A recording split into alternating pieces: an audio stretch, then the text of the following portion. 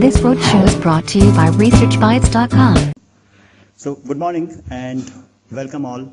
Thanks for being with us after a slightly longish night for all of you. We hopefully during the course of the event give you some context of events and what has led to that. Let me start with a round of introductions for us. I'm Mahesh Pratap Singh, Managing Investor Relations here. We're joined by senior management team today, Vinod, Managing Director and Group CEO, Anthony, our President of Unified Communication and Collaboration and Mobility Business, Sumit, our President of Global Enterprise Business, and Pratibha, our Chief Financial Officer. Before we get started, I'd like to remind everyone about the safe harbor statement. Anything we say today which reflect any outlook for the future or which can be construed as a forward-looking statement must be viewed in conjunction with risks and uncertainties we face. These risks and uncertainties can result in actual results to be very different than what's implied in these forward-looking statements. The company does not undertake to update these forward-looking statements publicly, so we advise you to exercise due caution in reading the forward-looking statements. With that out of the way, let me give you a sense of the agenda for the day. We'll start with Vinod giving us a strategy update, a qualitative sense of where the business is heading, an update on a lot of recent developments and announcements we've made. Vinod will be followed by Anthony, who will take you through our UCC business in terms of the proposition, our right to play, right to win, and what's the strategy there. He will be followed by Sumit, who will talk you through our global enterprise segment. You would recollect that enterprise business has been the key growth driver for us in the data segment, and we'll give you specific anecdotes and examples in terms of why we win and why are we making an impact in the overall global enterprise space. And after that, we will join all of the management team members will join you back up stage for any questions and answers you may have. A reminder that this event is also being live webcast for the benefit of remote participants. So as we get into Q&A mode and as you're asking questions, it'll be helpful for everyone's benefit if you can introduce yourself with your name and the firm name or fund name you're representing. And please signal an assistant nearby to just get a mic before you ask questions so that the audio is clear even for the people who are on webcast. After Q&A, we request your company for lunch. And thanks again for being with us. And with that, I'd like to invite Vinod to get started with the presentation. Thanks, Mahesh. And good morning, ladies and gentlemen. Thank you for joining us today. I'll first begin with a brief explanation as to why we didn't, or why we're not announcing our results for the last year and last quarter. We've tried very hard. I apologize for keeping some of you up quite late at night. I can promise you that we were up late and working and trying to get the issue resolved. It really boiled down to a fairly technical point related to the valuation and impairment testing related to our holding in our sister company TTSL. And that we had the opinion of a big, globally reputed Big Four accounting firm that gave the valuation. However, Deloitte, our auditors, our statutory auditors for Tata Communications, wanted to do their own independent testing and also wanted to do some sensitivity analysis. We provided as much information as we could because we are a minority shareholder in the company and don't have access to all the information ourselves. We provided as much information as we could, but they needed some more information, and they cooperated with us and worked through the night but couldn't get it done. And we finally decided that it's better not to rush them into doing something and give them the time in order to complete the exercise comprehensively and satisfy themselves, rather than them apply any qualification to the accounts, which would not be something that any of us desire. So that is really the issue. The rest of the results were all done well in time, several days before, and we were on track, and we didn't anticipate this issue taking as long as it did. This is the only reason why that it held it up. I can tell you that there was no slip-up whatsoever in terms of governance or other controls that led to any concern from the auditors or that has caused a delay in the accounts. The question all of you will have on your minds is what next, how soon? We expect this to be a matter of days. And we have obviously the deadline of the end of the month, which we will fully comply with, but we're hoping to get more details on Deloitte's building their own model as well to do the sensitivity analysis themselves on our holding of the shares in TTSL. That might take a few days, and as soon as they give us an answer, the rest of it is done. We'll plug that into the numbers and we'll be ready to go. So as far as the core business that you watch or other aspects, the numbers were all done and on track. So we were eager to share it with you, but it'll have to wait by a few days. So that's as much as I can say at this point. That's full disclosure, I can assure you.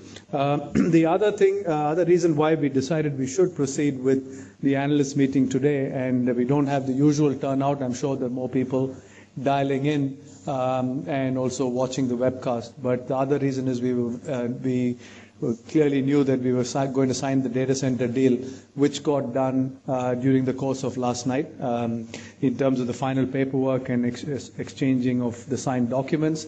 We're very pleased to announce that we've entered into a strategic partnership with ST Telemedia from Singapore to expand our data center business, and this covers both the assets that we have in Singapore as well as in India. ST Telemedia will acquire a 74% stake in both entities, the Singapore business and the India business. And the values are listed on this slide. The 100% enterprise value is for the India business is 31.3 billion rupees and 232.4 million Singapore dollars for the Singapore business. That's roughly about 640 million US dollars across both the India and Singapore businesses, and they'll be acquiring a 74% stake in that. From a strategic perspective, as I've given you an insight earlier, our thinking was driven by two factors. Yes, we are seeing a significant demand for data center space around the world, and the same applies in India and Singapore as well. But we see it as a fairly capex-intensive business, and given the commitments that we have made to all our investors and shareholders on debt reduction as well as focusing on ROCE, this does not fit with the profile that's required, because this is a scale business. If you want to be in it, as we have created market leadership in India, and we know what it takes a lot of capital. It takes sustained capital investment and a willingness to work with very long payback periods. And we decided that we will be better off focusing on the services inside the data center and to and from the data center. So the cloud, security, hosting, CDN, and the connectivity services is what we will focus our capital deployment on. In STT, we found a great partner. It's a blue chip organization. They operate with a long-term view of markets. They are known to have a very good track record in working with partners in JV situations. And the Tata Group and Singapore government-linked companies have had a long relationship, and we've worked across many industries and have had many successful partnerships. So in addition to the excellent valuation we've derived for the business, the caliber of partner was a major driver in forming this joint venture with ST Telemedia. So overall, I think it's a very strong story for the business. It allows us to raise, we monetized, through the 70 majority stake sale in the data center business. The funds will be substantially used for debt reduction. It's on many of your minds. I'm sure the question will get asked. I will not be sharing with you the exact dollar, what will be used for debt and what will be used for debt reduction and what will be used for other investments. But the idea is to substantially use it for debt reduction, which will improve our ratios considerably and also have an impact on the P&L. The second part is it allows us to focus on the services where we see significant growth. You're going to hear about some of it today, but there's a lot more that we're doing in the data center services as well, which you've had a chance to hear about last year in one of the analyst meetings. And so overall, we are very encouraged by this deal. In terms of closing, that's the next question. What I can say that this closing here is relatively straightforward. There's no regulatory approvals required. Most of the conditions related to some novation of customer contracts, as well as a few leases that need to get moved over. So they're commercial conditions that have to be met, and therefore we expect that the closing will be in a matter of months. And there'll be different timing for the Singapore business or Singapore transaction closing and the closing of the India transaction. They'll be within a few months of each other, but we'll be doing them separately because we've structured it as two separate transactions, but with the same partner. So that's really all I have to share. I'll be maybe you have some more questions that I'll try and answer during the Q&A on the data center transaction. When I look back at last year, I wish I could share the numbers with you. I can't. Therefore, I'm going to talk about some of the key qualitative aspects. Just giving you the sneak preview of the next two speakers, we have Anthony Bartolo, who heads our Unified Communication and Mobility portfolio, who will be speaking about the strategy for the UCC business and how it is unfolding and what plans we have. And Sumit Walia, who heads the Global Enterprise Services business. These two guys, between the two of them, are driving two of the largest growth engines, one from a product perspective and the other from a segment perspective for the business. So what I have in the slide is, in many ways, can be attributed to the work that they've done over the past year. We've had some significant wins. A recent win which we announced was the Air France KLM win for network services, providing connectivity and security services for Air France KLM on a global basis. This is a landmark win for us because we won against an incumbent who has been there for a very long time. So therefore, clearly the creativity and the forward-looking solutions that Tata Communications offers was appealing. That caused someone who's worked with the carrier for maybe 2 decades to switch and to us. It is significant because it's a global network. It's significant because it's a multi-product sale. And it's also significant because it's a multi-year contract. Sumit will be talking about some of this. So it ticks the box on our strategy at many levels, and this is a great illustration of that. We were placed again in the leadership category in Gartner's Magic Quadrant for global network service providers, and that was the third time in a row that we've achieved that. I believe we've secured our spot there.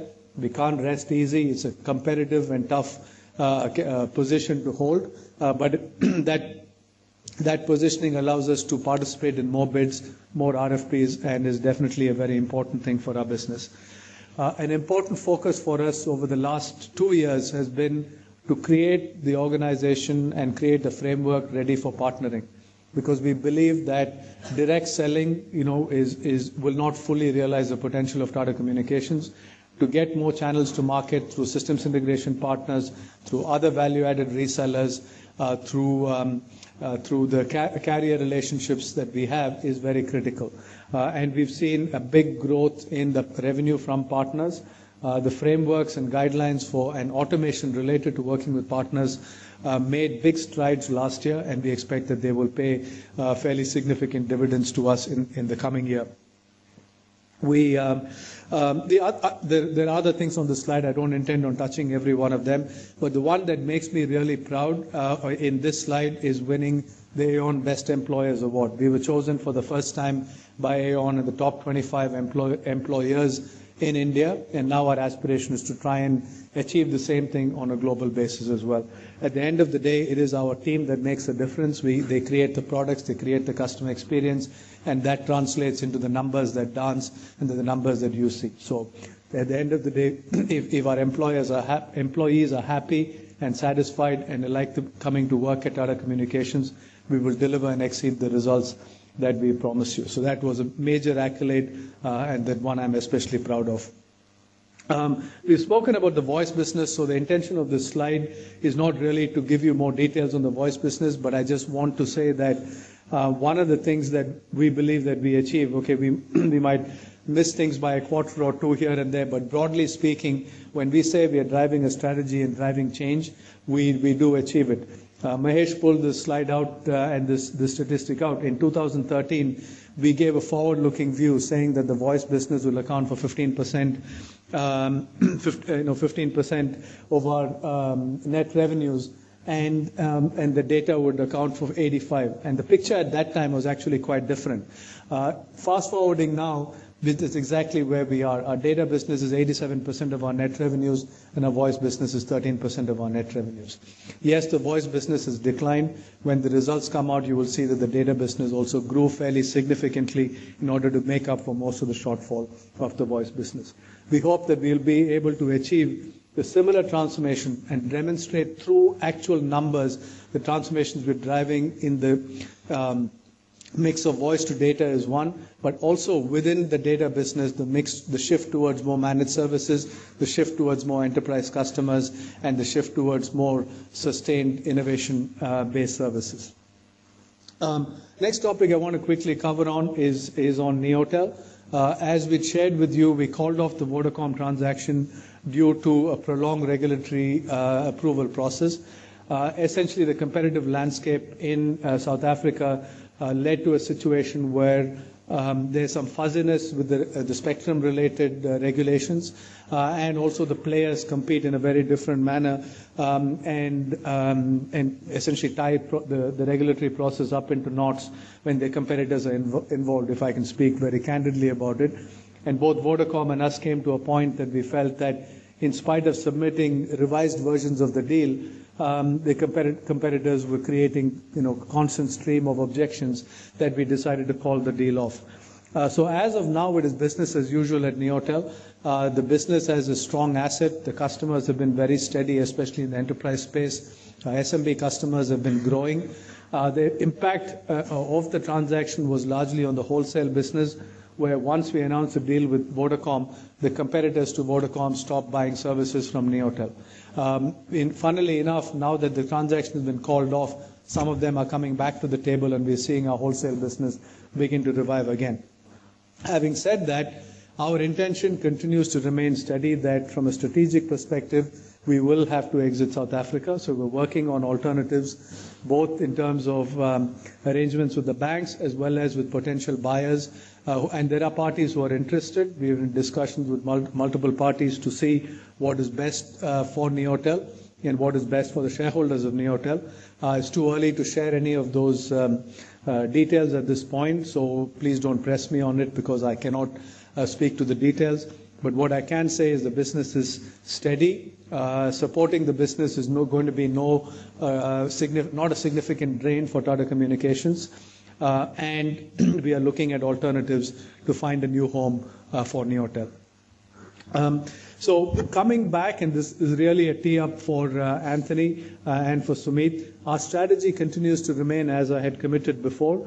We have 5 different pivots that we are really working on as far as the business is concerned. I'll begin with the top right. First is to take all our services, network services, our communication, UCC services, our hosting and cloud enablement services, and to make them suitable for public-private hybrid deployments. Very simply speaking, our enterprise customers want to keep certain things in-house and have control over it, and they want a private environment, and they want certain aspects of their ICT stack in a public environment. And the two have to work seamlessly with each other, both from an integration standpoint, from an SLA standpoint, from a security standpoint, and from a commercial standpoint. So a lot of what we're doing with our portfolio is to make it ready for this environment. The next one is, I'll come diagonally left to the left corner here, and that's making the internet fit for business.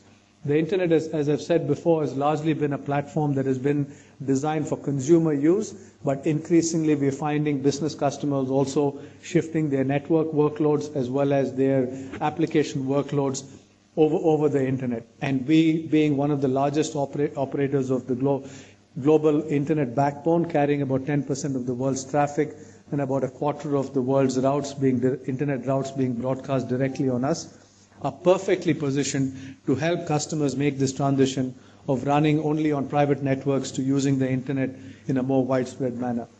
The third aspect, and this will be a big focus for Anthony and his team going forward, is how to make everything mobile compatible, right? And part of it is the services that we offer. Part of it is also how we offer the services to our customers. So we have a lot of work going on, both from a product, process, as well as IT perspective, to make sure that we are mobile ready.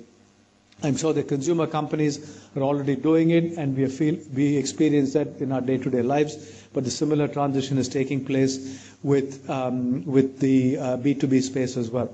Coming to the middle of this chart is to be the Uber of the ICT space.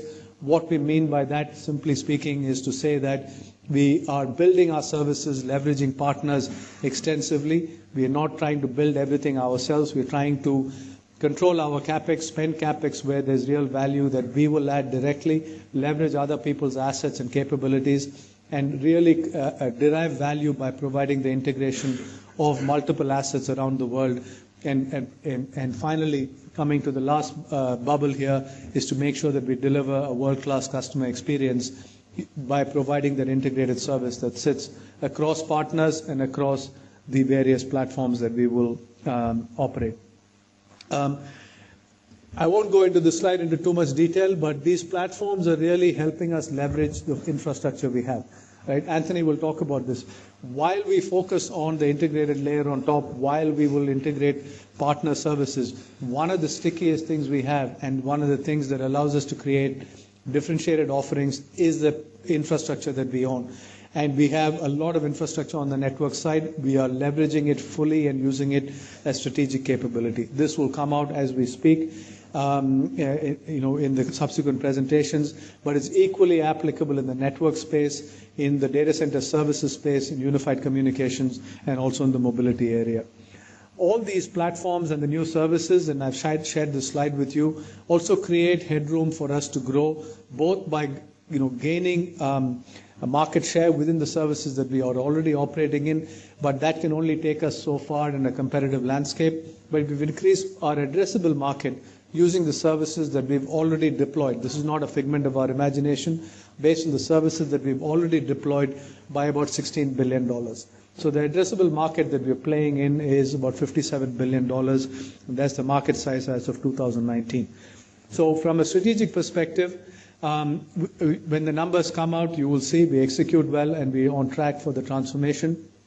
We are leveraging the technology trends that are enabling us to move quickly, but equally it is important for us to make sure that we don't overly rely on traditional services, that we invest in the innovation, and we continue to stay ahead of the curve as far as what customers' needs are concerned.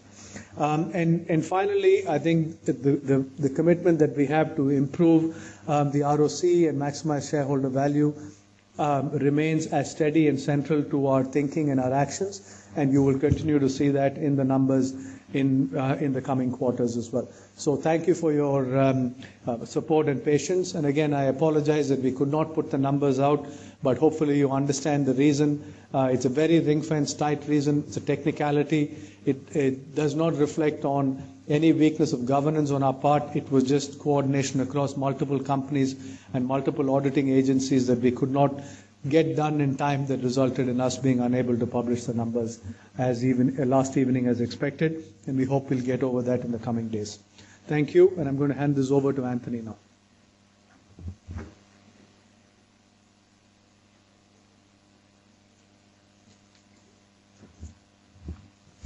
Great, thank you, Vinod. Thanks for joining us, ladies and gentlemen. My name is Anthony Bartolo. I run the Unified Communications and Mobility businesses at TCL. Firstly, I'll go through a bit of the strategy around unified communications. Just a little definition around unified communications. It's a high-tech space that effectively encompasses the tools that are mission critical for enterprises. Mission critical from the perspective of being able to a company to deliver productivity and communications between their own constituents, their customers, their partners, and their vendors around the world and internally. So examples of that are audio conferencing, video conferencing, web conferencing, call center capabilities, PBX and IP telephony. These are just some examples of unified communications. Unified communications happens to be in the sweet spot of any digital transformation. You'll hear that word over the coming years, digital transformation. UC is in the heart of that, and so too is mobility, and we happen to be in the sweet spot. So, key aspect about UC growth is that it's global. It's a global phenomenon. It's one that's been going on now for the last few years. It has been happening particularly with multinationals, and it has been driven a lot in part by mobility and the tools that are now in the hands of the constituents that our customers are trying to serve. We're seeing some significant growth there in the industry, which I'll talk about in a minute.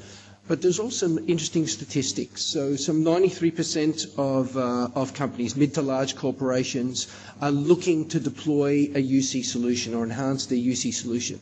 Now, what's really interesting about that, now, that is small to mid. Small to mid is defined as anything less than 400 seats. Greater than is small. Greater than 400 seats to 1,000 seats are about mid-sized companies, and greater than 1,000 seats are generally called large enterprises. The interesting statistic that underlies that is some 49% of them are global companies. And when an enterprise wants to deploy a global UC solution, that's when Tata Communications comes to the fore, because we are present in a global manner. It's that global capillarity and that global reach which becomes incredibly important. When you marry that global phenomenon of UC growth and you marry a global backbone and reach and capillarity, as Vinod had mentioned a little bit earlier, it puts us in a very special place for our customers in terms of being able to fulfill their particular ambitions. So what's going on is that CIOs are being asked to make good on the unified communications promise. That is, to deploy something globally and deploy it consistently. And that's a more difficult task than one would imagine.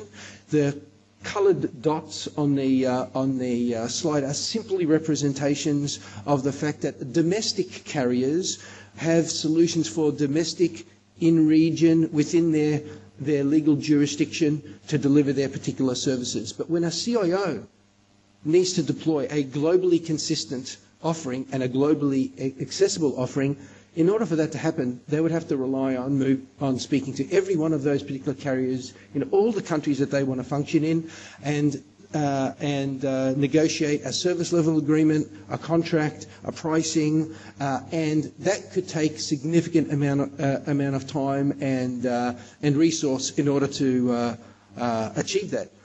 They see Tata Communications as a one-stop global partner, somewhere where in a singular contract offering, a consistent service level agreement, a consistent operating procedure, an ability to deploy the fundamentals of a unified communication strategy that they have, that they need to implement, that's been approved by their board, and the benefits thereof are very determined by how fast they can get this solution delivered. So we start to come to the fore in terms of servicing our customers from that perspective. And we do that, by the way, it's a very large industry in totality. It's about a $62 billion industry growing at a 16% CAGR. Now that is the industry in totality. Where we address are in the $5 billion range of products, and we constantly expand the products that we sell into that range. But it's a very large market, very large opportunity, and it's got a very healthy growth rate. And that's why we participate, and we're in that particular sweet spot. How do we participate? We do that through a suite of products that we call in totality a stack. That stack looks like the following. I'll start at the top because it's quite familiar for most, which is contact centers. We deploy our solutions in a hosted manner. So we take this wonderful platform, which is our network, which has some 710,000 kilometres of terrestrial and subsea cable that circumnavigates the globe, and we bolt onto that particular platform these key services that are considered mission critical and that are required globally by our multinational and our UC customers. And what that means is it's available globally, it provides built-in high availability, it provides business continuity, and they are valuable things for our customers. And we bolt on mission critical applications like a contact center capability, both applications and its infrastructure on a hosted manner, so you can consume it in sachet pricing manner. You consume it on a per seat basis. You don't have to build versus on-premise, where you have to build a whole bunch of iron and build it in on-premise. That's a very capex intensive activity, and it's a long cycle for building such solutions. In this case, the solution's already built up there in the cloud. It is hosted, and our customers can consume it at will. So it's an instant ROI capability for them. The other is unified communications as a service and video managed services.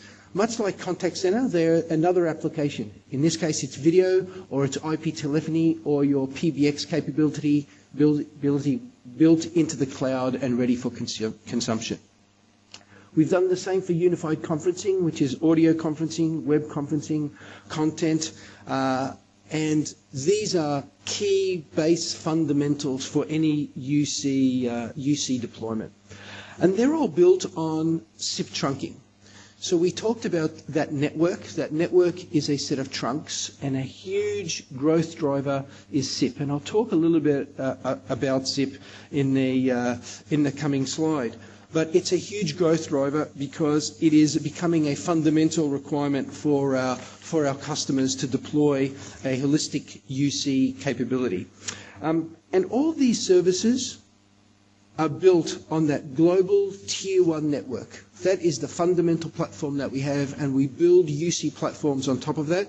That scalability, that resiliency, and that reach is of critical importance to our customers, and it's getting recognized by multinationals on an ever-increasing basis. And the other is all our services we offer with the intention to partner. We have partnership in our DNA.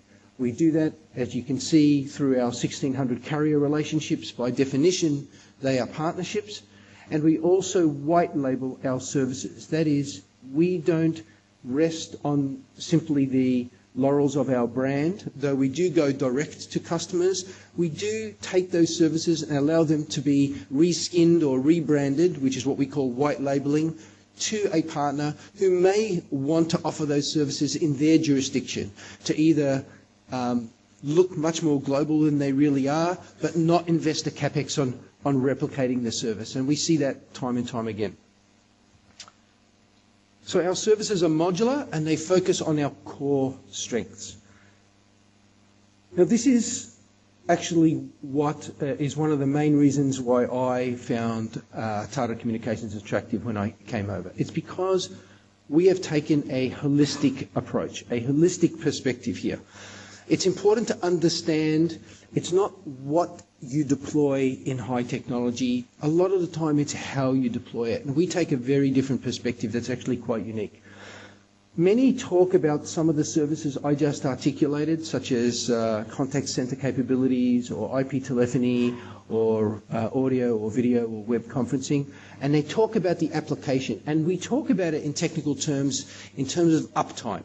How long is that service up and running for versus downtime when there's an issue and you lose your customer capabilities? And we talk about this in telephony terms, which is 3 nines, which is 99.9%, or 4 nines or 5 9 capability. Many don't talk beyond the application because they don't own much beyond this level of the application. The reality is that application sits in a data center that is interconnected via SIP trunking or trunks, that rides on top of an MPLS or an IP backbone, that sits on a physical layer, a physical transport layer. The difference when we offer the service is that 99.9 does not reside just at the application layer, ignoring the other areas of potential points of failures, but we talk about it as an integrated SLA. We talk about it as an integrated service level agreement that we have with our customers that cover that full stack, because we have visibility to that full stack. We can control that full stack. We can manage that full stack, and we monitor that full stack. That's why that platform is absolutely fundamental and absolutely key, and becomes a paramount selling point for our customers. So when we talk about a service level agreement, it's just not for one simple component, conveniently. We talk about it right across that full stack, and we talk about it globally. And it's actually a very powerful proposition, and it makes us quite different. So we ask our customers, and sometimes we don't have to ask them now, to look deeper because the dependencies are very, very relevant, especially when we're talking about mission-critical applications. An example is taking a look at when our customers consider deploying a UC offering. We encourage them to look at a global partner. You know, when a customer, I mentioned this a little bit earlier, we've done this with our trunking, we've done this with SIP, and I'll talk about SIP in a little bit more broader terms in a second. When our customers are deploying trunking around the world, they don't have to go and negotiate with a carrier, domestic carrier, with a singular jurisdiction. We're talking about multinationals here, so they usually reside in, a multinational by definition is in many countries. And imagine if they had to try a CIO who's got to deliver this globally consistent solution, once again globally, and it must look, feel and function the same, yet you're dealing with a carrier in every single individual country who has a different service level agreement, different operating procedure, separate contract, and you have to negotiate them, and they can be quite protracted. Imagine now a singular service that can serve multiple countries with a single service level agreement, a single contract, and a single operating procedure when you need it. You can see that we're enabling plug-and-play UC, the ability to allow a CIO who's got a strategy to deploy unified communications, the ability to partner with someone at the fundamental level to help them deploy it globally. That's very attractive to them. SIP is simply a protocol that sits on one of those trunks. Why is it worth mentioning here? Why it's worth mentioning is because it is breaking down a lot of silos that sit within enterprises. It's a fundamental building block that's quite sticky, and it's actually vital to any progressive enterprise. It's a technology that efficiently binds and simplifies different network components, as highlighted on this slide, whether it's messaging or mobility or video or telephony or audio or data. And it allows a customer to bind those and simplify the network. So instead of buying a trunk for each of these separate services, SIP is a protocol that now allows all of those to seamlessly work together on a singular trunk. So this technology is what's growing at about a 17% CAGR. It's about a $17.5 billion business on its own. And it starts to appear on a global basis for customers. So CIOs are using it as that consolidation point for a lot of these key services. And we are one of the only providers that deploy it, offer a global service. So they come to us as a first point of call to allow them to deploy this fundamental trunking capability for them to be able to build services on top of that. So that puts us in a very key position as an early trusted advisor for these customers, as Samit will talk a little bit about later. It puts us in a very advantageous position. So what we do with this particular platform is we've taken this network platform, we've taken this trunking capability, and what we effectively do with our services is we centralize that complexity. What was once a very complex solution to deploy, think about a contact center, which is an extremely complex capability and solution, and we centralize that and build it on behalf of many customers in our cloud. And then we offer it to our customers on a hosted basis. We do this, and we take that complexity away, and we just distribute the benefit. We distribute the simplicity to a customer to consume that product on a sachet pricing basis, on a per user basis, so it can grow and contract with any of our customers. And every customer I've spoken to has plans to grow. It seems to be a common thing with any customer that I speak to. But they don't want to sometimes build in additional capacity because they're not sure when that growth is going to happen. So to be able to consume that in the cloud gives them the flexibility to not have to deploy a very large amount of CapEx or make a bet on their particular growth, but we can grow along with them, and we provide them those services. So we do that with unified conferencing, whether it's audio conferencing, video conferencing. We do it with IP telephony, and we do it with contact center capability. And we do this with best-in-class partners. We don't build this technology from scratch. It's our network that is our key platform. It's the combination of putting these services together in a unique way that makes us differentiated from everybody else. And what we do is we take our trusted partners, our technology partners, we use their R&D capabilities and focus on that particular technology, and what we do is bolt it onto our network and we make it available on a global basis. And it's been taken up quite well by our customers. An example of this, simplifying something that was once traditionally very complex and being adopted by customers are SBI. So you know the State Bank of India, very well-known institution, of course, to most of you. They had an intention to redefine the customer experience, including collaboration, contact center capabilities, mobility capabilities. And what they wanted to do was adopt a big bang approach, which was take on next generation collaboration and mobility. They created SBI Exclusive, which is a unique anytime, any channel offering for its high net worth individual customers. And now, when we talk about any channel, what we're talking about, a channel in terms of this service, is whether a high net worth individual comes into SBI via video, or whether it's via audio, email, chat, self-service. You want to treat that customer with the same set of values and capabilities as possible. And what they wanted to do is allow their customers to connect remotely with their relationship manager through any one of these particular mediums, and allow them to seek expert advice on new services. Beyond being a conventional contact center, these transactions enable customers to execute end-to-end investment transactions online now. And we did this implementation end-to-end in a speedy 104 days to implement. This is unheard of if they were to deploy this on-premise, which is order the gear, install the gear, get all the gear up and running, keep it updated, update the software on a regular basis. With a product of this complexity, for them to deploy this level of service to their customers in 104 days is something that we're very proud of, and so too was SBI. They chose us because we provided that complete customer experience suite in the cloud, because we've got a strong track record of hosted contact center services. We now own the majority of market share on hosted contact center services here in India. We've won Frost & Sullivan Awards now, I believe, for the 4th year in a row. We've also won Cloud Services Awards strategy as well. So we're very proud of the particular solution, and our customers are, as a result, following suit.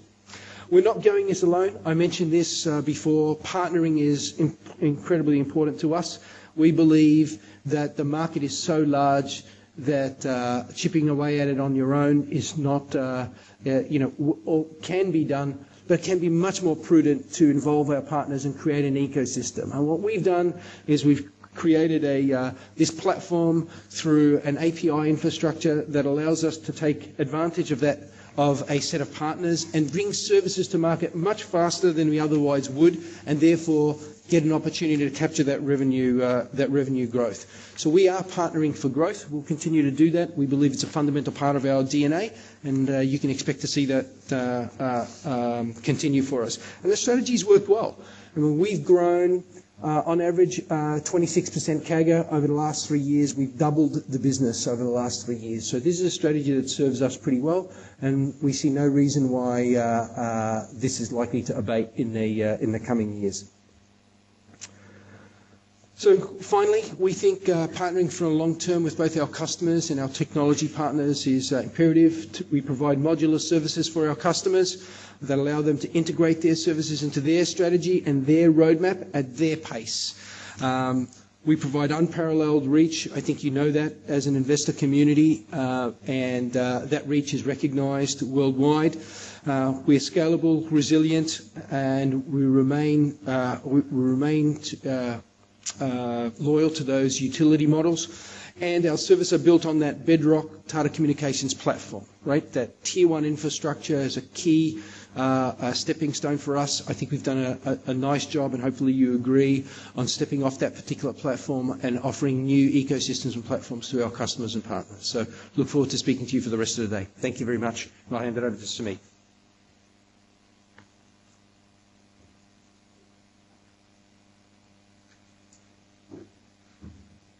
Thanks, Anthony. That would have been quite a bit for you to digest in terms of what Anthony put together. I will cover up the enterprise business update. I'll use the next 15-20 minutes to really share a couple of things, but I want to first start with the slides and why we've called it as partnering for growth. Partnering, as you will see as I progress in the presentation, is really built around a couple of themes. One is we partner with our customers to co-create solutions. We are partnering with other SIs and other go-to-market partners to enhance our reach in the marketplace. And we are partnering to actually create platforms and other cloud ecosystems with a whole range of other technology partners as well. And growth because we are fortunate to be in an enterprise environment, and our addressable market is poised for high growth in the years ahead. And we will significantly benefit from that high growth as well. So over the next 15-20 minutes, I'll walk you through how the enterprise business has evolved over the last couple of years and why we are poised well to capture bulk of that growth ahead of us. I'll also cover some case studies which will give you a good insight to how we have been able to strategically work with our customers to help them grow globally, as well as become a strategic partner to them in their transformation to digital. So if you look at our enterprise business and how we've evolved over the years, we started with a single country operation that was in India. And we built a large network in and around India itself. We built a data center facilities. We ran a whole range of other network services. So we did a fair amount of network build and a fair amount of creation of services for the India market. And that held us in good stead in the initial phase. In the second phase of our journey in the enterprise market, we then looked at outside India customers, and we looked at North America and we looked at Europe. But we looked at those companies who were looking at coming into India. So in some sense, we became their vehicle to enter India. So we became their, shall I say, the India route specialists for them. That also in some sense laid the foundation for us to build our relationships with these customers globally. We then started proliferating the relationships with these customers in those markets directly as well. We then took a step forward, and then we started to build our emerging market conversation. And you need to keep in mind that, as the economies are moving from the west to the east, this conversation of most of the global MNCs who are based in North America and in Europe are looking to set bases in these emerging markets. We then started to construct a large base in and around our capability on emerging markets. We also started to service customers in the emerging markets itself as well. And in the final phase, and that's where we are now, is that we've emerged as a completely true global service provider. We are able to participate, get a seat on the table, and win global deals which involve pan-European or pan-American networks which may or may not have a footprint in India or may not have a footprint in the emerging markets as well.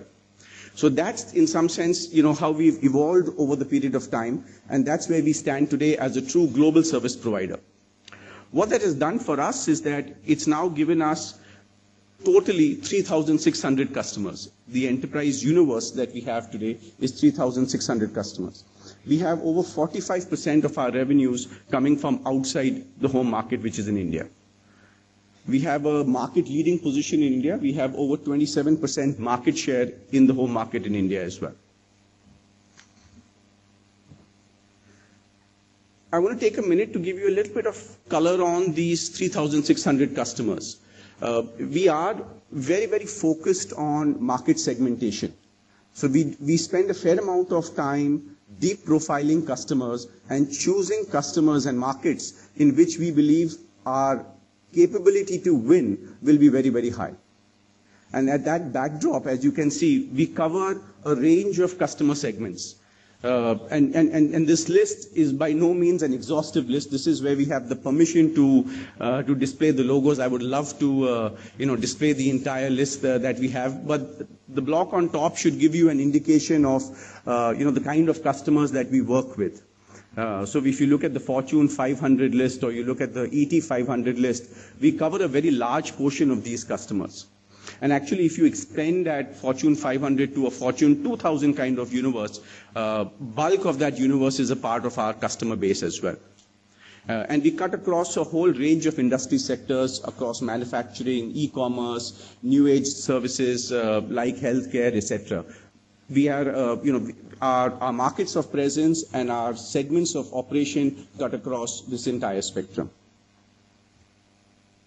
I want to take a minute and cover 3-4 case studies which will actually demonstrate to you as to how we have lived this transformation through a customer lens. Vinod spoke about the Air France KLM deal that we won more recently. I want to give a little bit of more color to that deal. So our relationship with Air France KLM actually started way back in 2012. So in 2012, when we started to engage Air France KLM, we won 2 small contracts with them, couple of 100K, maybe even less than 100K. And at that time, we were establishing ourselves, establishing our credibility with the customer, and we were talking largely to just the telecom department. But having won those 2 contracts, what we then ensured is that we sustained the relationship and the engagement. We continuously went back to the customer, sharing with him through our consultative selling approach, the upgrades that we are doing to our capabilities, how we are enhancing our service portfolio, and over time we started to upsell to the customer as well. We then upsold a little bit of services on top of the layer that we had already sold to the customer. But through this whole engagement, we also started elevating the pitch by virtue of the capability that we kept building at the back of the service portfolio width that we carried. And a moment of reckoning, shall I say, came in 2015, that was last year, when the customer started to embark on a much broader digital transformation journey, where they wanted to really change the customer experience or the passenger experience of how the customer experiences Air France KLM. And I've added a quote from the CIO, which really is a good sense of what their thinking was when they started this journey. But by virtue of the relationship that we've had with them, by virtue of the capabilities that we were able to demonstrate to them, by virtue of the engagement and the consultative approach that we use with them, they chose us to work with them on building their foundation block on which they'll build the entire digital transformation. So what they were looking for was a more intelligent, a super fast network which will allow connectivity across 170 sites globally.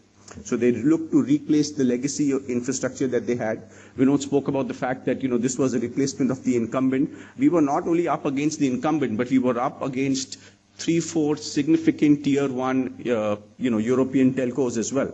And so we won against that kind of competition. And price was not the only reason why the customer chose us. So this is to give you a sense of how we've been able to move the needle from being a supplier to being a more strategic partner. And as I look ahead into 2016, what we have been able to build with the customer will open up and is opening up conversations with them across a whole range of other services that we have which will enable their digital transformation. And our relationship today is not only limited to the CIO, but is cutting across the business units as well. So that's also to give you a sense of the depth of engagement that we've been able to cover. The other perspective I'd like to place in front of you is also how we've been able to move the needle from being a point services or a point-to-point services company to a more fulfilling managed services company. Anthony spoke about the portfolio that we've been building on UC and how that portfolio is becoming more and more relevant to the enterprises of today. So if I look at the last 18-24 months of our engagement with our customers around our managed services portfolio, we've been seeing significant amount of growth, especially around our new services, which is really around hosting, around UC and SIP, contact center solutions, security. And these customers which are represented here are reflective of those growth that we've been able to see. And that actually is putting us at the center of their IT strategy into the future as well. So that's giving us a very important seat on the table as these customers look at their IT transformation for themselves ahead. So our new services is growing at the rate of about 40% on a year-on-year basis for us. Just the focus on some of these services. The other case study I want to touch upon is how we have been able to mine our existing customers and gain from the share of mind and share of wallet with these customers by virtue of the portfolio width that we again carry. And this is really a three-step process. So, the first example that I like to share is with the large private sector bank in India. And, so when we started to build the relationship, you typically enter in your first phase is as a telecom service provider, you build an initial amount of network services. In your second phase, you actually gain credibility at the back of what you've delivered. And that allows you to engage the customer with a broader portfolio around cloud, around UC and other services. And having then established yourself across not just telecom, but also other managed services, and having delivered a differentiated customer experience and proven yourself from a technology perspective, we then start engaging our customers with a much deeper transformational agenda. So if you look at the example that we have indicated with over here on the large financial services company or the large bank from India, we've been able to transfer and migrate the relationship from 6-7 products that we started with to 12 products where we are at in 2016. And based on the conversations that we've been having with the customer, we expect to take this to over 20 products or 20 services. We are so integrated with the customer in the sense that the customer's rollout of branches is married to our access rollout. So there is a very strong interrelation on where the customer is likely to grow and where our network is likely to grow. More recently, we were a part of the customer's digital transformation as well when they decided to video enable all their branches. And we were at the center of that transformation to video enable all their branches. The other example in the same context is a very large European insurance company. Again, we started with 3 products to start with, and typically they're network services products. This was a deployment for a VPN network to start with. Having established ourselves as a credible VPN or a network services company, we had the right to play and the right to engage with the customer across cloud and across collaboration services as well. And that enablement has proven to the customer that we have the capability to have a much deeper agenda with them. And we expect that by 2016, going into 2018, we'll have over 9 products over there. We'll have, by virtue of the credibility established with the customer, the length of the contract keeps increasing. So we start with a contract which has maybe a 24-month duration, and then it starts increasing as the customer's confidence on us keeps increasing as well. And more so, as you can see, and I don't know whether you can catch this, the share of managed services is also gradually increasing. So that plays into how we've been able to mine our customers quite significantly once we build the initial relationship with the customer. So I thought these 3 examples will give you a sense of how we are playing out the transformation of what we are trying to achieve with our customers across the markets in which we operate. In some sense, our ability is also linked to our market reputation in some of these markets. And as we've been able to win not only our customers, we've also able to, at the back of the successes that we've been having with customers, we've also started to get significant amount of industry recognition. Vinod spoke about, the Gartner recognition that we've been getting for 3 consecutive years. By no means, guys, you need to understand it's an achievement that we are very, very proud of. Because to get positioned in the Gartner's Leaders Quadrant is actually an execution as well as a vision combination. So it's about your leadership on your vision and your leadership on your execution. So that, I think, is a very strong indication of what credibility we've been able to achieve. There's a list of various awards that we've won for Frost & Sullivan in India. These awards are awards that we feel, again, very, very proud of. These awards are awards that we've been winning for multiple years. It's, again, a reaffirmation of the market-leading position that we carry in the India market as well. Having done that, we also recognize that we need to build our brand. And over the last many years, we've been investing and building our brand more and more. So our relationship and our association with F1 has given us, rich dividends. We have a tagline in the F1 world where we said that, if we can do it for F1, we can do it for anyone. And that's actually worked very well for us. Whenever we have exposed customers to, our relationship with F1 and what we've been able to do for that sport, it has paid us rich dividends in terms of the engagements we are able to drive back with our enterprise customers. That's a very high capability building exercise for us as well. More recently, we've taken on the Heathrow Express, which is the fast train that runs from the Heathrow London Airport to the city.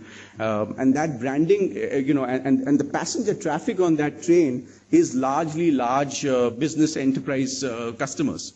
And that's again given us great amount of visibility and therefore capability to show to those customers that we are present in those markets. We also have joint branding exercises that we do with multiple customers specific to inside the Heathrow Express as well. We've gone beyond now just being a provider of services, but we are also creating platforms and ecosystems around us. And industry-leading companies are now choosing to work with us as a global partner as they look for either new product development or as they look to create cloud ecosystems for themselves. And we are partnering with people like Cisco and Microsoft and Amazon and Salesforce to create that cloud ecosystem. So this is again to give you a sense of how our overall market reputation globally is enhancing itself on a, I would argue, quarter-on-quarter basis. That said, this is what lies ahead of us, and how is it that we are going to capture our growth into the future. I spent some time explaining to you how the business is growing itself and how the business is transforming itself. But it's important to also share with you what lies into the future. And before I do that, it's important to understand as to what's happening in the environment in which we are operating. And I'm not going to spend too much of time giving you the details of the big macro trends that are happening or the big IT trends that are happening in the enterprise space. But safe to say, if I were to just convert these trends into transactions or into conversations that the ICT world understands better, it really translates, and I convert that into a word map. It talks about 4 or 5 big trends. It talks about cloud, it talks about digital, it talks about mobility, it talks about security. So all of these things, as you put them together on a word map, it is a reflection of the digital transformation that the customers are embarking on. And this transformation is not something which is going to happen. It is happening. We are participating in it now. So as you look at and as we engage with CIOs globally, the conversation with these CIOs is rapidly changed. It is no longer about technology and what kind of services you have. It is actually looking to address business problems. It is looking to address needs on how can you make my business more agile for me. It is looking to address on I have a global workforce, so how can you create a seamless global infrastructure for me. It is about how can I extend the reach and reach more customers either through digital or through mobility. So the conversation with the CIOs are more built around those conversations. And therefore, adoption of cloud is not an option. Adoption of security, adoption of UC services is not an option. That's happening while we speak. Gartner more recently, surveyed 400 CEOs globally. And over 30% of those CEOs said that we are going to invest our monies for the years ahead around creating digital transformation, around driving greater customer experience, and driving big data.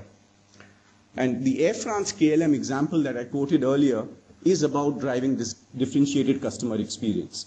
And it's giving you an example on how that agenda is getting translated into execution and how we are partnering to create that execution. Now, what that does for us is that opens up a significantly large opportunity for us. So what that does is that our addressable market, which Vinod spoke about earlier at the overall Tata Communications level, at the enterprise services level, that translates to a $20 billion market by 2019, which is growing at 20% CAGR. We have, over the last 3 years, been beating market growths quite significantly. I'm quite confident that we will continue to beat market growths in the future as well. The question that then follows for us is that, so how will you capture this, and do you have the, you have the right capabilities and the engagement with the customers to capture this growth that we're talking about? And the answer really lies in two parts. One is, why are we winning with our customers, or what is the value that we bring to the customers, and why will the customers continue to buy from us? And so I've tried to list down, what's the value that we're bringing to the customers and why are customers engaging us today. And it's really around 4 or 5 key things. One is because we help them in their global aspirations and we take them to global markets. The second is about our agility and our innovation capability and our ability to co-create solutions with our customers. And I spoke earlier about our consultative selling approach and how we engage the customers to build, customized solutions and not just vanilla offerings are being pushed to customers. It's about our agility.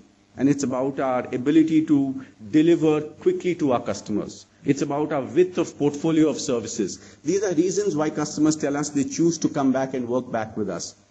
More importantly, it's also about the future and how we are building our cloud and our ecosystems around cloud services and platforms. And finally, and I think by no yardstick lastly, it is also about the trust and integrity that Tata Communications stands for. And as we engage customers across markets in which we operate, this is an important factor why we get a seat on the table as well. If I translate that into how sustainable is our engine for the future, and I look at what is the values that then come back for Tata Communications and how can we capitalize on that in some sense. All of what we are doing with our customers in terms of co-creation, engaging our customers, is at the back of the global network that we've created. Anthony spoke about the width of network that we have. That's a very, very strong point to start with. But that's the foundation block. But our engagements, our co-creation, our ability to mine our customers is actually improving our customer intimacy and therefore our customer retention capabilities with our customers as well. And that's therefore translating into an increased share of wallet with our customers. And that's resulting in higher long-term contracts and therefore longer-term value for Tata Communications. In summary, I really feel that we are on to an engine that we've got a high momentum behind us. We are adding close to 600 logos, as you saw earlier, on a year-on-year basis. So that momentum is going to allow us to mine our customers, participate with them in their digital transformation because of the width of capabilities that we have and the approach that we take to building longer-term relationships with our customers. So if I were to just sum it all up, and I want to go back to what I started with, which was partnering for growth, and I hope you have now an appreciation of why I meant partnering for growth. And I look at our key differentiators, and these are differentiators that I spoke about earlier, and I'll not touch upon them again. So looking at our key differentiators and where we are coming from, we are looking at our next 3 years built around 6 Ps, and they're built across 3 towers, and those are the key strategic priorities for us, if you will. And the first 2 Ps are, the first tower is around partnerships and presence. And partnerships, and you've heard Vinod talk about it, you've heard Anthony, you've heard me talk about partnerships, because we are laying a lot of stress, emphasis, and bets on how we will grow through these partnerships. So when we talk of presence and partnerships, we're looking at expanding and going deeper in our international markets through very deep global account management. I spoke about deep profiling of customers, and customer acquisition is going to be key to keep that engine of growth going for us over there. In India, we've already got a market-leading position. We want to reach an unassailable market position in India. And that leadership position continues to get strengthened, and we keep adding a couple of percentage points of market share on a year-on-year basis. And then around partnerships, which is really leveraging, Indian SIs and other SIs globally as go-to-market partners, along with creating and partnering with other cloud providers to build that ecosystem for us. The other pillar is around, using our portfolio and platforms. And I spoke about the portfolio width that we carry. And this is really about enabling and participating with the customers and bringing to them the entire width of our portfolio through a very differentiated customer experience and through a very differentiated service delivery. We also want to look at a very differentiated engagement on our commercial models. And that's where our platform approach comes in. And that's something that we believe will hold us into the future as well. And finally, around profitability and productivity. We ultimately got to do what we are offering to our customers as well. So we are looking to automate a lot of our own internal transactional business. We are looking to digitize the customer engagement interfaces that we have.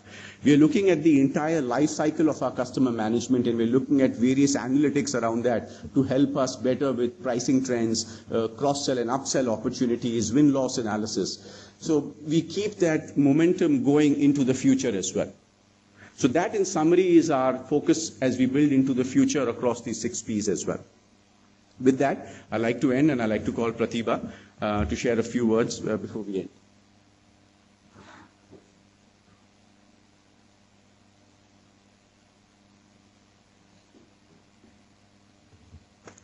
Thank you, Sumit. The fact that you mentioned that we'll continue to beat market growth numbers was music to my ears. Good morning to all of you.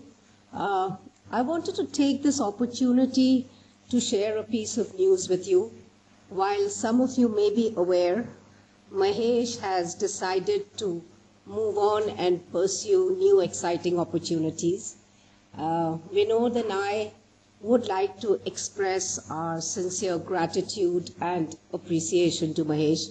He's done an absolutely sterling and commendable job of transforming the IR function and bringing us, the management team, close to all of you.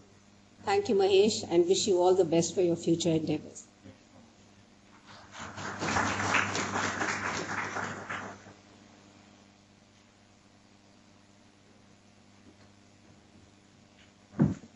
Thanks. Thank you, everyone. With that, we would open the Q&A for all of you. Anybody who has question can just signal. Get the mics. Yeah, hi. My name is Manish Jain from Sage One Investment Advisors. I had one question for Anthony. The question was when you gave the example of SBI, and if you could give, let's say this deal has got you 100 rupees as revenue. How much of that will be recurring revenue for you going ahead? Sure. Most of it will be recurring revenue because there's usually very little upfront and it's on a recurring basis. So the bulk of the revenue will be recurring, and the period of the term period will be the only thing that becomes negotiated, whether it happens in the next 3 years or so. I think it's a 3-year period, correct? Thanks. And second question was for Sumit. You mentioned you're adding 600 customers per annum on a base of 3,600. What's the net addition of customers? So 600 is the net addition to 3,600? That's right. Okay, and the second question was on Air France. You mentioned in 2012 you had 100,000 US as the initial value coming to you. If you could give an insight as to what is it that with this deal in 2016 would be the kind of revenue coming to you? So, with the customer, we have the contract where we're not allowed to disclose the value, but let me put it like this. The initial contract that we signed in 2012, and I gave 100,000 as an indicative number. I think it was a little smaller than 100,000. Sure. What we've signed with them in 2016 is multifold of 100K. $7 million, multi-million dollar, that's right. Fair enough. And last question is for Vinod.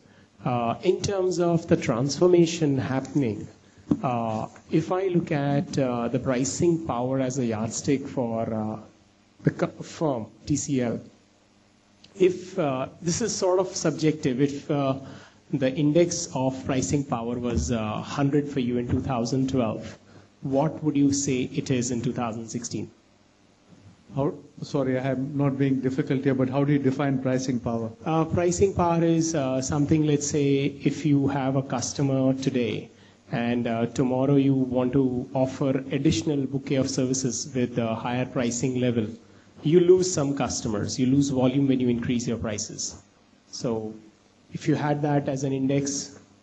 I'm not sure if I can answer it that way. What I will say is, though, that the extent of price erosion declines as you have these services which are stickier. For example, in Anthony's case, or SBI, or other customers we're selling contact center, it is such an integral application that you have very little price erosion for those kind of services, right? And what that does then, it also begins to slow down the price erosion on your even basic network services, right? So I look at it that, having a bundled set of services, especially the kind of managed services like security, like the UC portfolio, hosted contact center, they may reduce the price erosion level by anywhere from 15 to 25% per year. So if normal course, if let's say a customer is buying network service and they're buying a contact center service on top of that, and your normal price erosion for network services is 10%, you'll probably be able to get away with about 7.5% reduction rather than the full 10%. Overall, basically, and that service, the contact center service itself, will probably not even decline. It'll be flat pricing, and in some cases, as you add features, you can extract more margin from the customer. So basically, bundling effect coming into play. Yeah. Thanks. It's one of the benefits of having a cloud solution. The product is not static. So we constantly update the product, and the customer sees value and derives value from it rather than taking it through a price erosion cycle. And just added to this question is, are you also seeing the longevity of the customer retention rate? Oh, very much so. Yes. Firstly, when we move from even on the network services where we're selling simple private lines or point-to-point, which would be one-year contracts, to a global network service, or even a regional network we're offering, your contract length will immediately go to about 3 years minimum, right, and potentially 5 years. So you may have some price reduction built into the contract, but at least you have the customer in hand. Thanks. Okay. Hi, this is Gaurav Malhotra from Citi. Just had a couple of questions on the data center acquisition.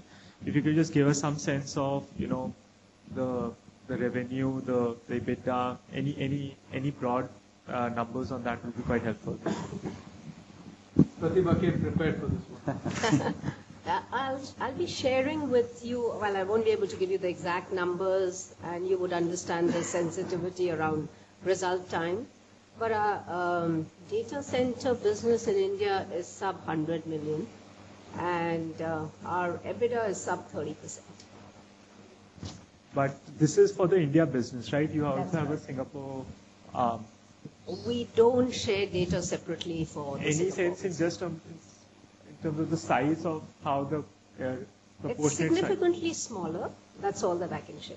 You're talking about 14 data centers in India, and you're talking about 3 data centers. Okay, fine. Thank you.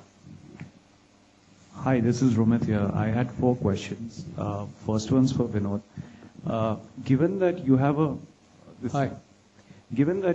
on one side enterprise and telco from a customer perspective, and on the other side you've got these various products like UCC. So how do you structure your sales organization in that context? Is it structured at the customer level, and then you have product sales organizations? And how many sales guys do you have? So that's the first one. The second question is, at an enterprise level, I see that the number of customers are almost 3,600, and you're talking addition of almost 600. So what could be the market share that typical incumbents or telcos have in these customers as a customer mature? And follow-up is, what was the sales cycle for the Efron's deal? I mean, how long did it take? Okay, I'll let Sumit answer that, and if you have your fourth question, you should hold it. Otherwise, my small head will not keep track of it.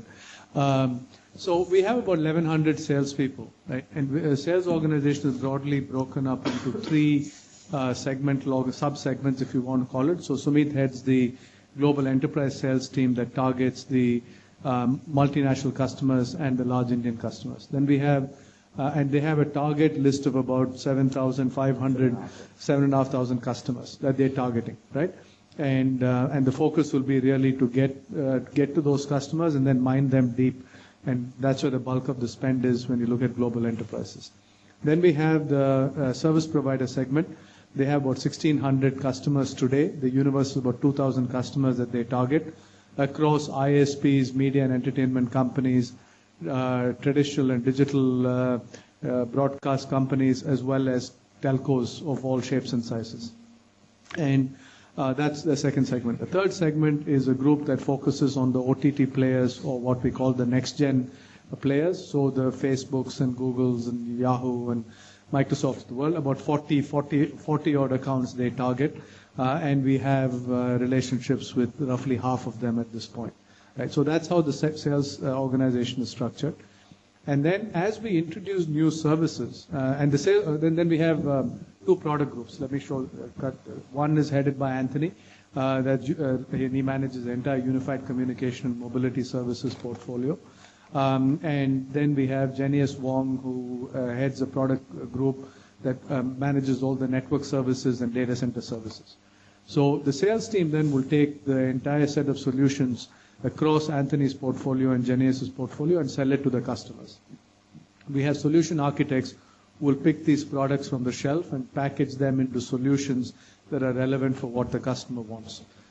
However, in some cases, especially as we roll out new services, the sales organization will not be fully ready, technically competent, or understand the needs of the customers enough to position the new services effectively. So we have BD functions or sales overlay function that will specialize on certain products. And our goal is to try and minimize the period so that we don't increase our overheads too much.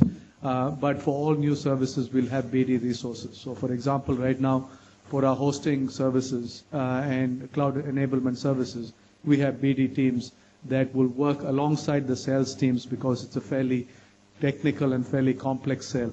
As the sales team becomes familiar with it, then we will withdraw that, and they will have multi-purpose sales and solution engineers working. Thanks. Sumit, if the second question was on Air France KLM and the journey there, right? Yeah. No, the question was if I see the list of customers on the enterprise side is almost 3,600 so it seems like the revenue per customer is not very large. So I just wanted to understand that for a typical mature customer, what could be the market share of the incumbent or your market share?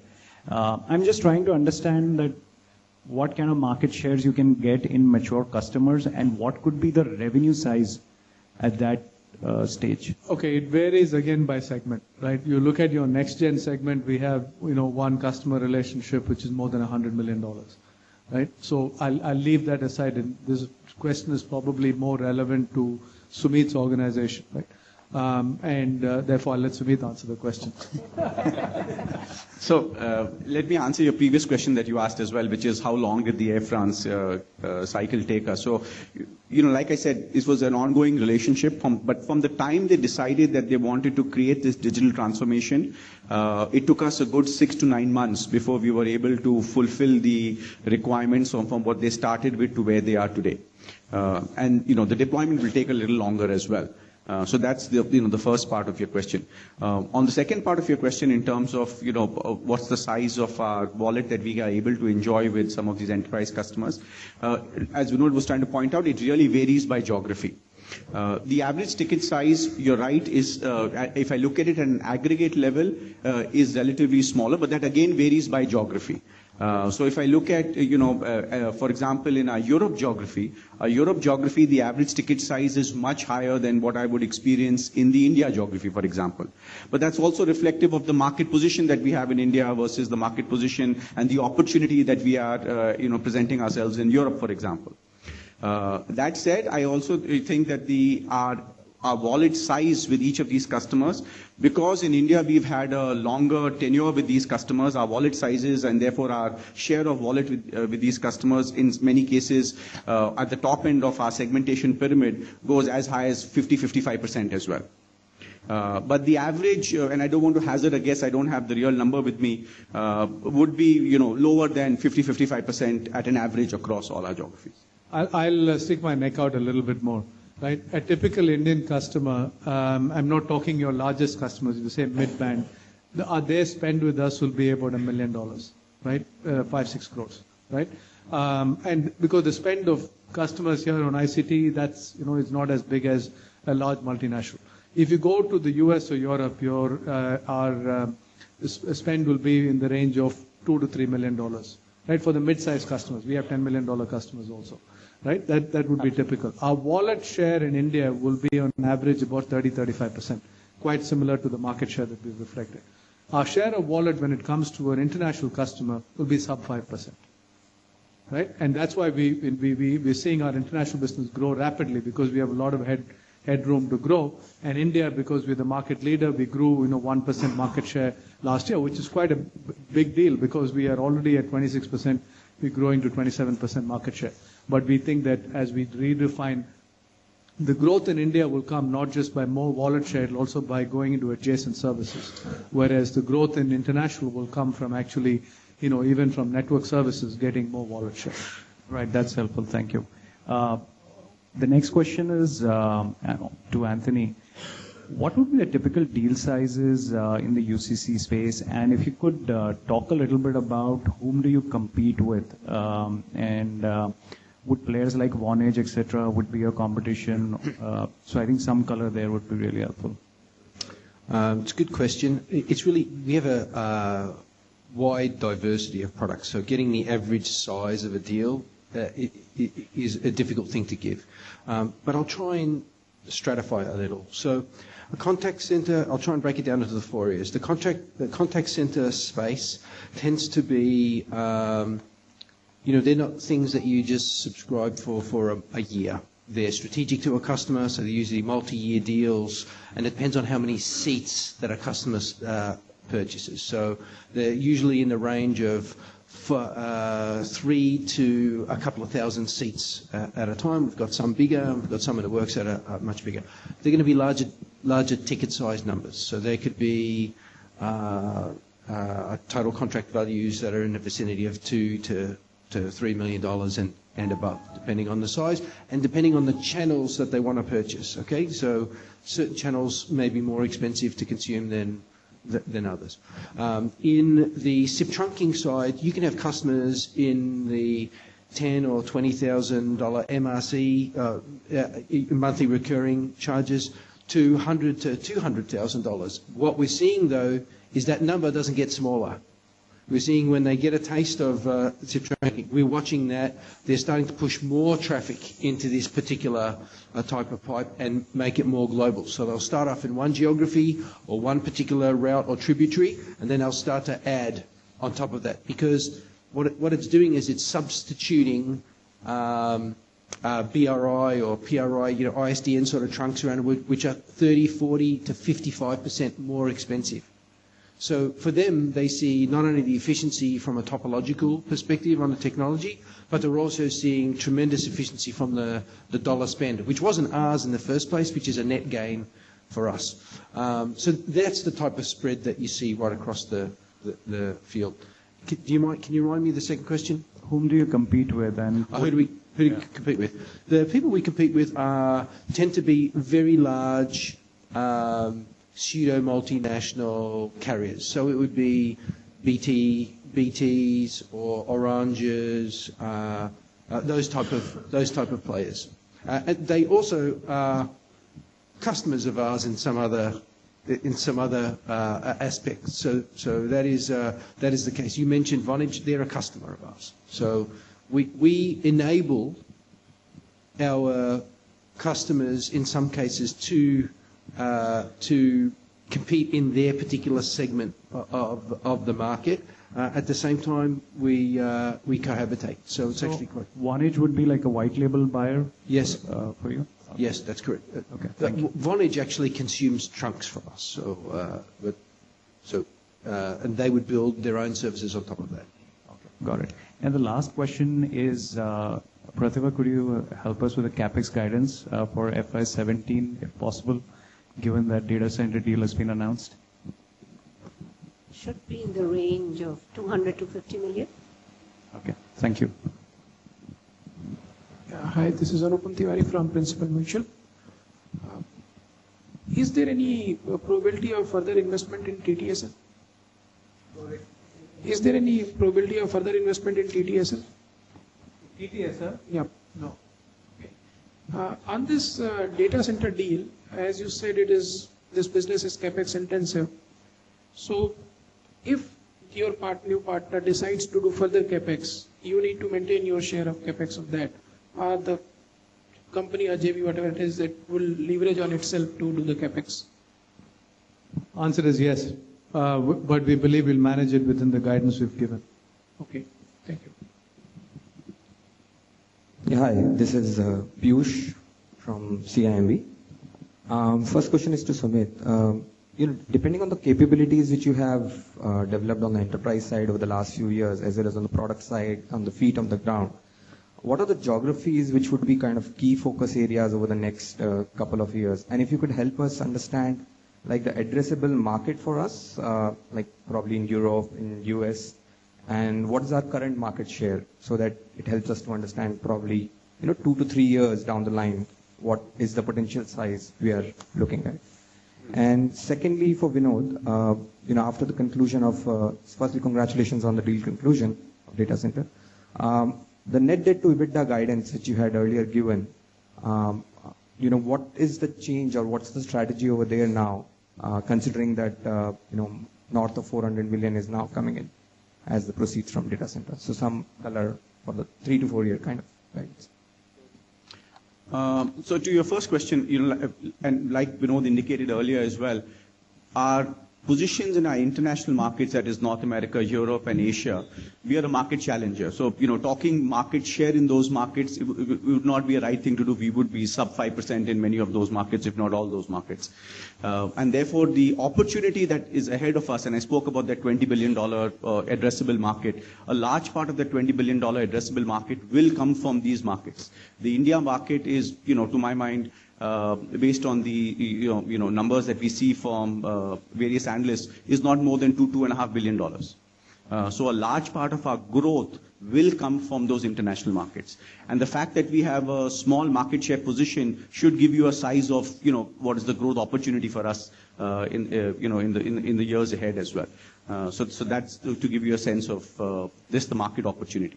In terms of which markets and how we are doing across our markets, I think if I look back at the last 18, 24 months, we've been very, very successful in Europe. We've won some large logos from that market. I think it's also to do with the backdrop of just the economic environment in those mature economies, where customers are looking at not just the incumbent, but are willing to work with challengers like us and therefore give us a seat on the table. But like I commented earlier, that that was a position 18, 24 months back. But today, the position is shifting to transformation and digital transformation. So we are now getting a seat on the table and winning deals, not because of challenges that they are facing, on cost pressures that they are facing, but more driven by the transformation that they want to do and how Tata Communications can be a strategic partner in those transformation. And therefore, I think as I look into the future, US and Europe stands to be our two big geographies where bulk of our growth will come from. And if you can, what would be the size of the Europe enterprise market, which you are targeting? Because there would be segments and products which you are not partnering or participating. Yeah, so what we do is that while we look at the overall addressable market, and like I commented earlier, we're very focused on segmentation. And really that is to do with the number of feet on street that we have in the marketplace. And so when I say Europe, we are really present in 3 geographies. We are present in UK, we are present in France, and we are present in Germany. And we opportunistically cover other parts of Europe, so whether it is the Nordics or other markets, but we cover them from these 3 bases where we have feet on the street as well. And as a result of which, when we cater to these markets, we actually cater driven by segmentation principles and therefore choice of customers rather than addressing a broader market across product categories, if you will. So, we have a 7,500 customer universe in which we operate. And so as we acquire, we keep adding to that universe based on the principles of segmentation that we have. So we're very focused on choosing our customers, and those customer choices are really driven by either the size of the customer, and it kind of ties back to the point on what is the ticket sizes or the scale sizes of these customers. If I look at a sweet spot of customers, our customers who typically have between $5 to $8 billion, of telecom spend or overall revenues, they are present in at least 5 to 7 geographies. That they have a multi-geography focus. They have over 5 to 10,000 kind of employee universe globally distributed. So those are the kind of customers that we target, and that's the reason why I commented on. If I look at the Fortune 2000 list, bulk of our customers and our sweet spots will actually lie in those market segments. Thank you. In terms of your question on debt, as I said, we'll be using a substantial portion of what we're getting to the data center sale for debt reduction. Although not all of it. We continue to maintain what we've said before, is that we will get to a 2 to 2.5 times debt to EBITDA ratio, and that is something that we believe we can achieve. Hi Vinod, just a question on the DC deal. Is land part of the deal? No, it's not. So which will mean you will earn rentals? That's right. Can you quantify that? No. So, but the value which is there in your PNL, the DC PNL, it will be approximately that same amount, right? Sorry, could you repeat that? There is a rental value which comes in the TCDC PNL. That it's fair to assume it will be the same number. Yeah, that will continue. That's right. So the land and the buildings stay with TCL. We will be leasing that space to the data center entity and collecting rental. So that will be expenses to the data center entity and income and revenue to TCL for parent, you guys. right. So Yes. that will be one. Yeah. Secondly, so you will be generating significant free cash flow next year, right? Given that you're guiding for EBITDA margin expansion and your capex guidance has gone down dramatically, you will see significant free cash flows next year. Is that a fair assumption? That's how we plan to get to 2 to 2.5 times debt to EBITDA. So you will see the organic debt reduction substantially next year. We will see. I don't know. I don't want to add substantial because then it's subject to definition. But we will see reduction from our operating free cash flows that will contribute to debt reduction. Okay. And I know you cannot talk numbers, but if you could just give us a qualitative sense of how the quarter has been. Specifically, we saw some real turbulence last quarter in voice. So listen, if you want me to stay here for the next analyst meeting, please don't make me give you a qualitative statement. You'll hear very soon. Okay. Hi. But the smiles on our face should be an indication. Sebi will go after her, not me. Hi, just a question on the network side. So if you look at, there are software-defined networks which are also coming into play. So whether this will lead to a shrinkage of the market on the network management side, or will it create the opportunity for the network vendors? Sorry, can you introduce yourself, please? Yeah, myself, Sandeep from CIMB. So that's a great question. It's on software-defined networks and the impact it will have on our business. We see the whole shift in both network architecture and service, the way services consumed, moving towards software-defined networks, both at the LAN, WAN, and both in the LAN and the WAN spaces. We see it as all upside and opportunity actually on multiple fronts. One is the ability for us to roll out services will significantly expand. The speed with which we can roll out global capabilities will be much shorter. The cost at which we can do it, because we'll be using standard hardware and then running various versions of software on top of it, and the ability to change suppliers if it doesn't work out either from an economics or quality or feature standpoint, also really empowers the service provider. From a revenue standpoint, we see it as not threatening in any way. It's just a new way in which services will be delivered, and therefore we see the shift towards software-defined networking more as a margin driver rather than something that will impact our revenues. The one thing we have to watch out for is there will be a new breed of competitors that can come into the space. However, it's not as simple as people say. You can't just take some software and put it on a few servers and create a global network. You need underlying infrastructure And so for a player like us that has global reach that Anthony spoke about, it's very powerful combination because we can extend the capillarity and reach of that network and roll out new services much faster than we've ever been able to do. It requires us to continue being nimble and agile, but for us, we look at it as real upside. I think I touched on this in the last analyst meeting, but this is the next inflection for us that we're getting ready for. It's just the early stages, but we look at it as big opportunity. Just the second question is on the network management side. We read reports that there are many deals which are coming for renewals from the incumbents, which are largely the large telecom OEMs or the operators. But at the same time, in terms of winning of those deals with the new players like TCL, it's not been very frequent in terms of a larger deal sizes. So do you believe that the wallet share churn from your voice is going on and off. Can you... Yeah, so wallet share churn from an incumbent to a new players like TCL for the deals which are coming on renewal on the network management side, do you believe that's an opportunity where the client is actually looking to churn the vendors? Yeah, definitely. For a challenger like us, especially, okay, you have to look at it in which market. In India, quite often we are the incumbent, we're in a strong position. And incumbent is not something we got, we earned the position. I'd rather say leadership rather than incumbency in India. Therefore, we have to really work on making churn, stay on top of churn management. In the last few years, Sumit has actually built an organization that specifically makes sure that the customers where contracts are coming up for renewal, we defend very strongly.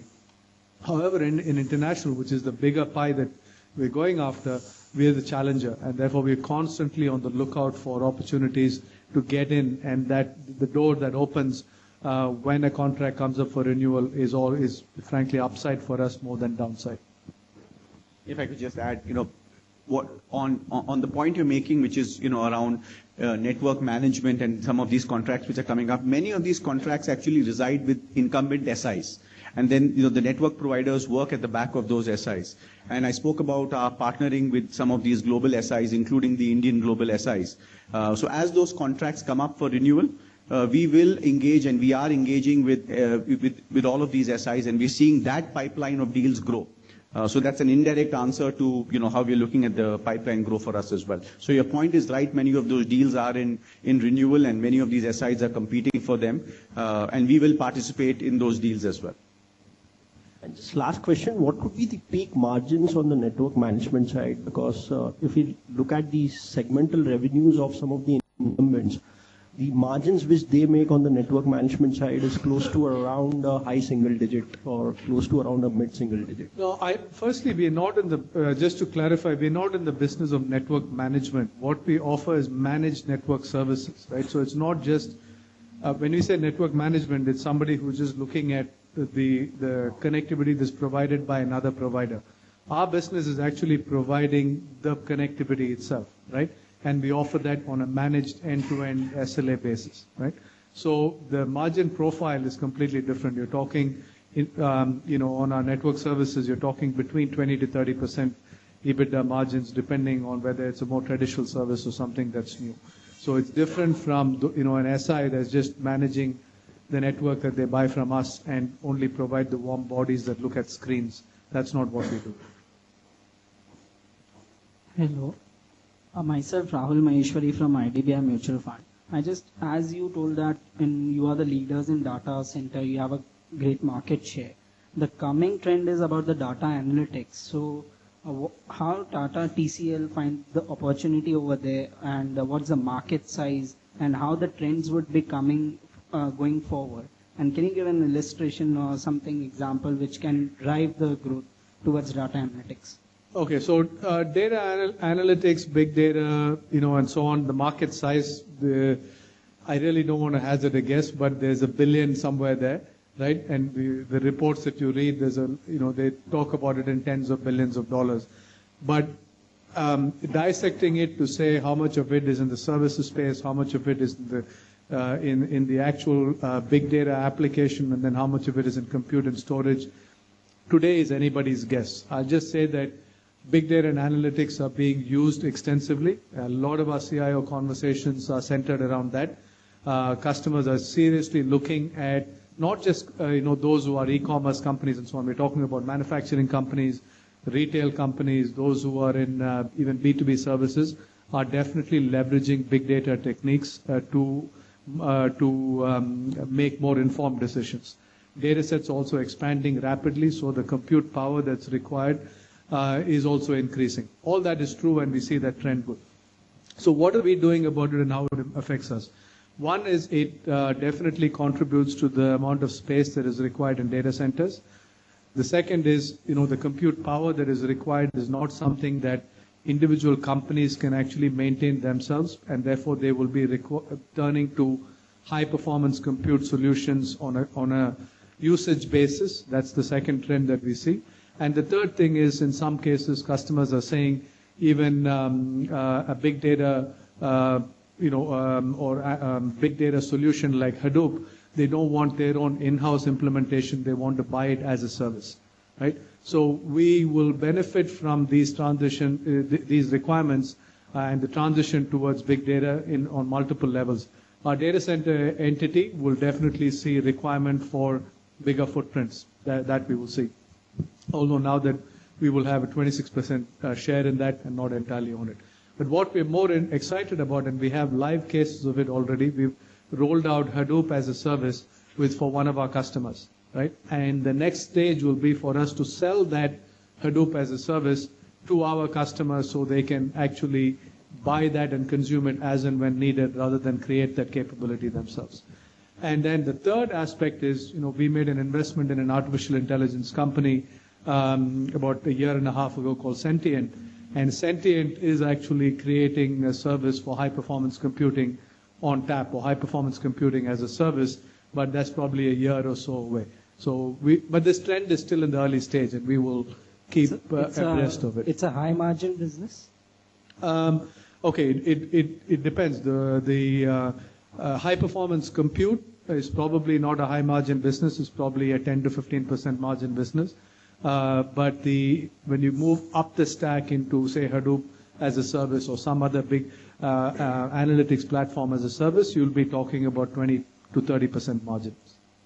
But that's a guess, to be honest, because this is brand new. I don't think anybody in the world has critical mass to be able to say what is the margin, accurately on these services. Thank you. Hello, I'm Mrs. Patel over here. I'm from HS Advisors. Sir, I have two questions for you. Tata Communication is entering into a partnership. Tata Communication is entering into a partnership, two partnerships, maybe many partnerships, but I would like to inquire for the two partnerships, strategic partnership with ST Telemedia and a global technical partnership with Irish markets. Irish TV rather. I would like to know what is the percentage of the partnership over here? How much revenue is it going to fetch? And what will be our market share on basis of this partnership? Okay, so there are two different kinds of partnership, ma'am. Thank you for your question. It's good to see you in the analyst meeting in addition to the AGMs. The Irish TV partnership is really one where we're helping them with digital broadcasting. So I don't know the exact value of the deal. I don't think we have published it, but it's a customer relationship. But we've jointly created some services that help them do streaming of video content, and that's the relationship there. The one with STT that we announced this morning is on the data center business, where we're selling a 74% stake in our India and Singapore data center businesses to STT. The overall transaction size is around $640 million at an enterprise value, and our share will be what we will recover as from that or receive from that transaction is the 74% of the 640.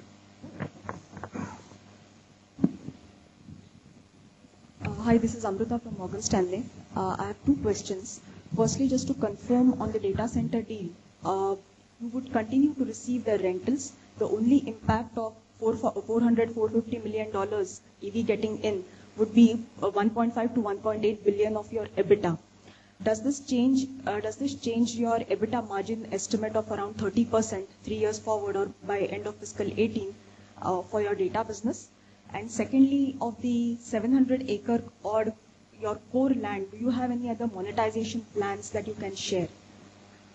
Okay, so the first question there, we still maintain our 30% margin profile from the medium to long term that we're working towards. And in the short term, you will see some drop in EBITDA as a percentage because of the data center business.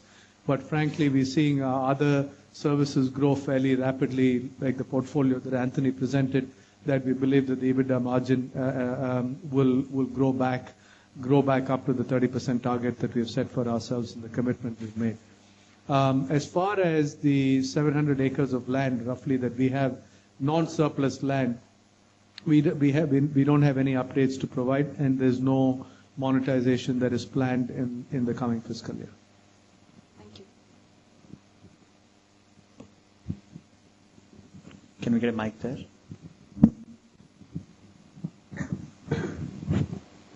Yeah, hi. Just to clarify on that net debt to EBITDA target, you are including now Neotel also in this, like 2 to 2.5 times, or this is for core? It's for core. Okay. The reason I'm asking is like... Oh, the math, my friend. No, after doing the math, like we are almost there. So should we assume that the dividend payout can potentially increase in light of the capex guidance which you have? Let me get through this dividend first, then we'll talk about future dividend. The Neotel also, I don't want to set any expectation, but we're working on getting that,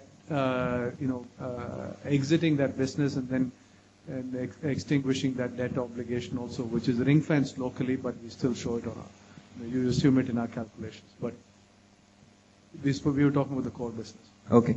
And if I may ask one question on the non-core side, if any update you can share on the surplus land, we heard that there was a consultant appointed and they was going to submit a report to the ministry in the Government of India hemisphere. So if any update you could share? The update, frankly, is not for me to share because the consultant has been appointed by DOT. What I can say, though, is the consultant has been actively working on analyzing the situation and making a recommendation. What that recommendation is and so on, I'm not privy to right now. Firstly, it's not even prepared. But there's a lot of work that's going on within DOT and Ministry of Finance to look for, to collect all the facts. And I think the only, data point that I can put on the table, and you can read whatever you want into it, is that the various arms of the government are more united in working on it now than before. Thank you, and all the best. Yeah, hi, this is Ashwin from Janakya. A quick question on Air France-KLM deal. Can you expand further on the implications of this? So should we see a further acceleration in growth in the business, or was this was needed for the momentum to continue, or how do we see the growth ahead? It's one of the deals that we've done, and I don't think it's a deal itself that sort of changes the trajectory in any way. The significance is that I think it shows even with very traditional European companies how a challenger like us is able to make a difference and win in the marketplace. It will definitely open more opportunities for us in the airline industry. We already have some strong wins with Emirates and a couple of Middle Eastern airlines. And that's a space that the incumbent SITA has been providing services to airlines for quite some time.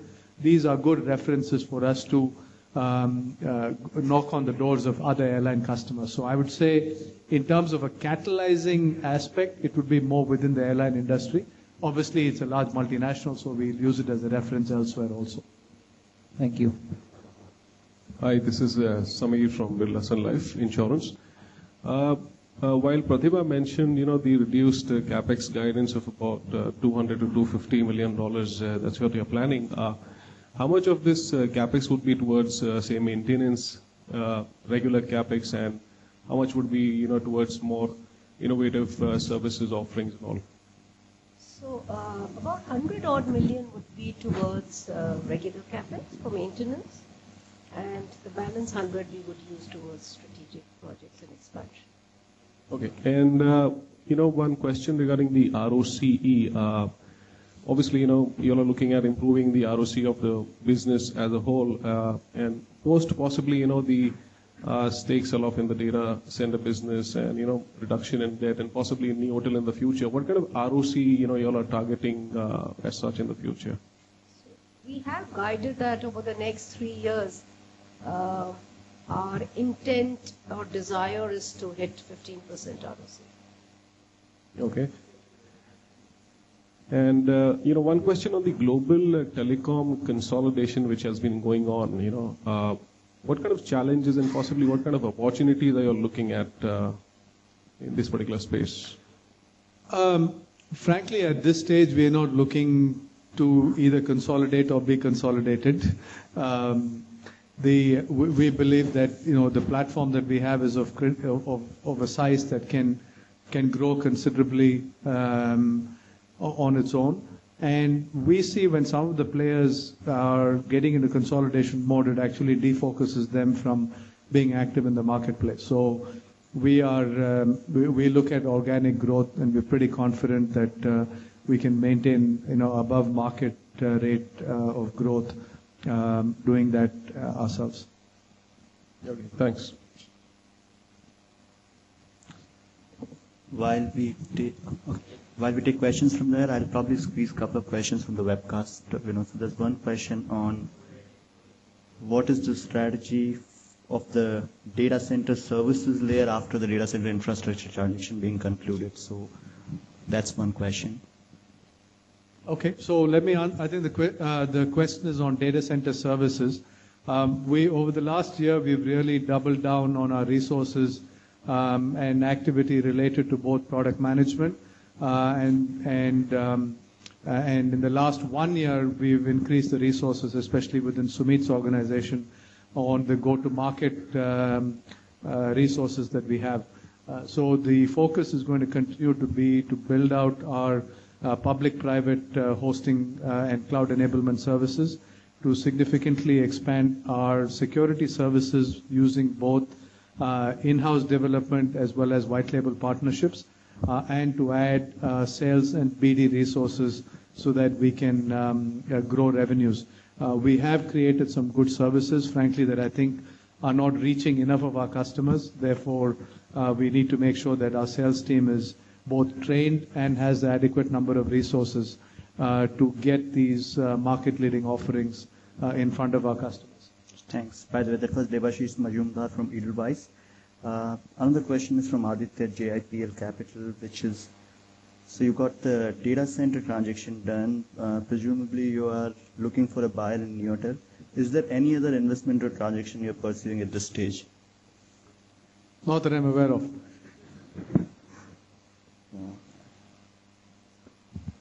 I don't think we have any more questions in the room, so I'll hand it back to Vinod for closing remarks. Okay, thank you very much for joining us. Again, we hope that in the coming days we'll be able to finalize this one pending issue with the auditors on the carrying value of TTSL, and we'll be able to publish the accounts for last quarter and last year. Thank you again for your patience. Thanks, Vinod. Thank you, everyone. We would now request your company for lunch. Please join us. Thank you. Thanks for being with us today.